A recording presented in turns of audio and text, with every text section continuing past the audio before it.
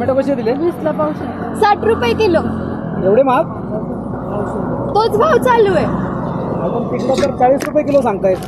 अहो आमचे ताजे. आजकाल मनाला वाटेल तो भाव सांगतात लोक. त्यांना माहिती आहे ना, लोकांना भाजी घेतल्याशिवाय पर्याय नाही. मनाचे मालक झालेत. दुसरं काय, त्यापेक्षा मार्केटला भाव बरा असतो. ओ इकडे या.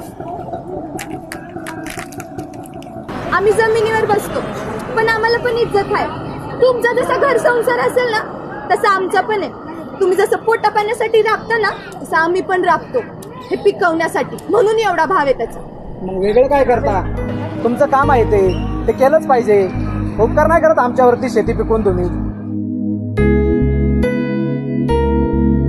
इकडे या, 1 मिनिट जरा इकडे या. काय?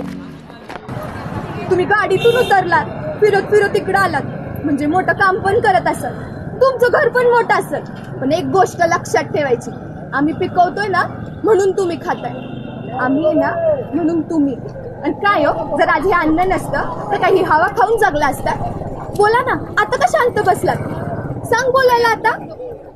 एक दिवस जेव्हा शेतात राबाल ना, आणि रात्रीची जेव्हा अंगाची लाई लाई होईल ना, तेव्हा तुम्हाला कळल खरा शेतकरी काय असतो म्हणून. आम्ही गिराकाला त्याच्या भावाने देतो, कारण आम्ही त्याला देव समजतो. पण तुम्ही तर लईच करायला लागले. आणि काय हो, सोनाराच्या दुकानात गेल्यावर तुम्ही तिथं सोन्याचे भाव पण असेच कमी करता. तिथं कसे सोन्याचे भाव कमी करतील? चमकणाऱ्या गोष्टींची किंमत करता येत नाही ना. पण एक गोष्ट लक्षात ठेवा, तुम्ही 5 दिवस आहे ना गळ्यात सोनं घातलं नाही तरी चालेल, पण जर 5 दिवस उपाशी राहिला ना, मग तुम्हाला कळल का खरं सोनं काय असतंय म्हणून. बरं ते पण जाऊ द्या. एवढं पावसा पाण्याचं आम्ही इथं बसलो. एक लक्षात ठेवा, जेवढा हा पाऊस पडत नसेल ना, तेवढं आमच्या शेतामध्ये जेव्हा पीक नसतं ना, तेव्हा आमच्या डोळ्यातून पाणी पडतं. पण ते तुम्हाला नाही करणार हो. जाऊ द्या, तुम्ही तर तिकडे मॉलमध्ये, रेस्टॉरंटमध्ये जेवणारे, कपडे घेणारी लोक, काय म्हणे ब्रँडेड कपडे. पण एक गोष्ट लक्षात ठेवायची, आम्ही पण ब्रँडच आहे. शेतकरी आपण एक ब्रँडच असतो.